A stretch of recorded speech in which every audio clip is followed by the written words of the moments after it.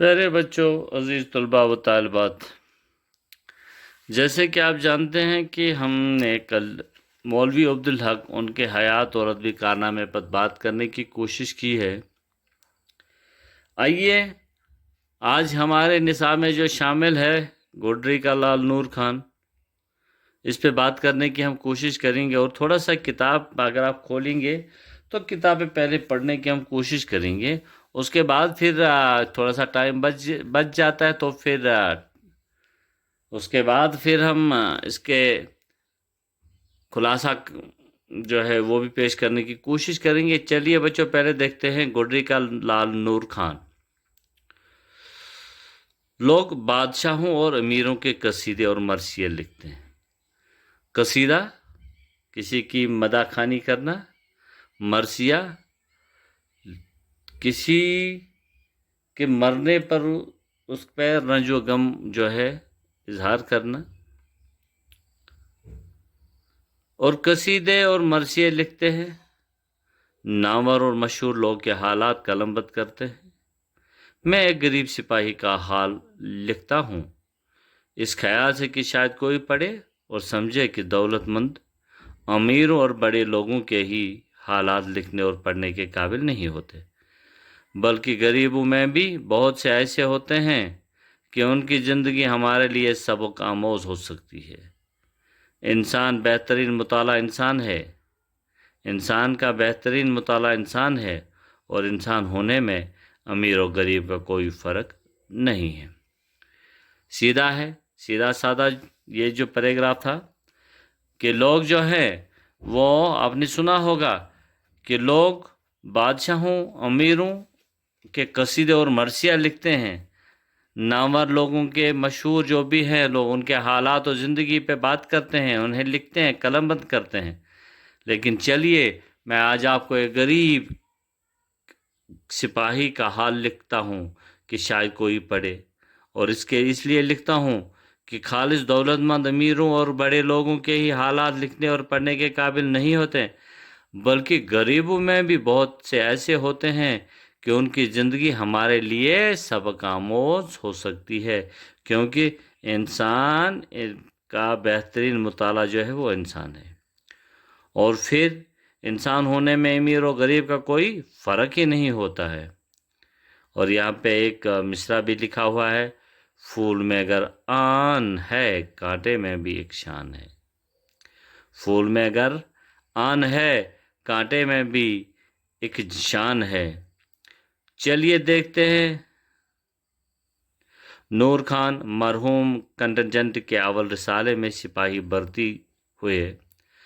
انگریزی فوج میں حیدرآباد کے کنٹنجنٹ خاص حیثیت اور امتیاز رکھتی تھی۔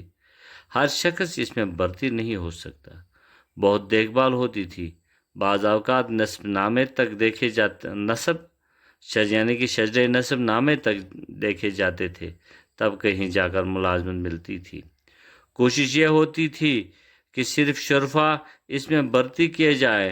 یہ وجہ ہے کہ کنٹنجنٹ والے عزت کے نظر سے دیکھے جاتے تھے، لیکن بعد میں یہ قید اٹھ گئی اور اس میں اور انگریزوں کی دوسری فوج میں کوئی فرق نہیں رہا۔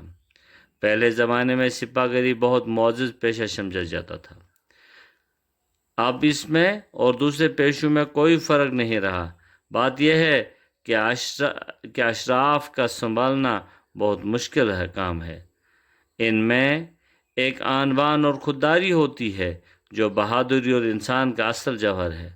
ہر کوئی اس قدر نہیں کر سکتا، ہر کوئی اس کی قدر نہیں کر سکتا، اس لیے شریف روتا اور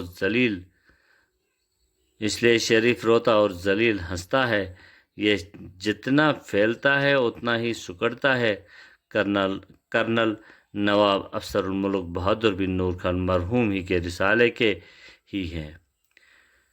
اب کہتے ہیں کہ اس کنٹنجنٹ کے بہت سے لوگ اکثر تو کرنل صاحب موصوف کے توسط سے نواب، کرنیل، میجر، کپتان اور بڑے بڑے عہدیدار ہیں، لیکن دیکھنا یہ ہے کہ کوئی نور خان بھی ہے،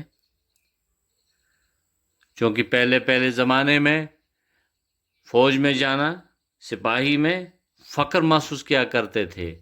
और फिर उसके बाद सबसे ज़्यादा ये पेशा, सिपाहीगिरी का पेशा, सबसे ज़्यादा मोअज़्ज़ज़ पेशा समझा जाता था। लेकिन अब इसमें और दूसरे पेशों में कोई फ़र्क नहीं रहा है, क्योंकि और फिर जो भी इस कंटिंजेंट से वाबस्ता हो जाते थे, वह तो अक्सर कर्नल या नवाब या कर्नेल, जर्नल, मेजर, कप्तान के बड़े बड़े ओहदों पर जो हैं वो देखे जाते हैं।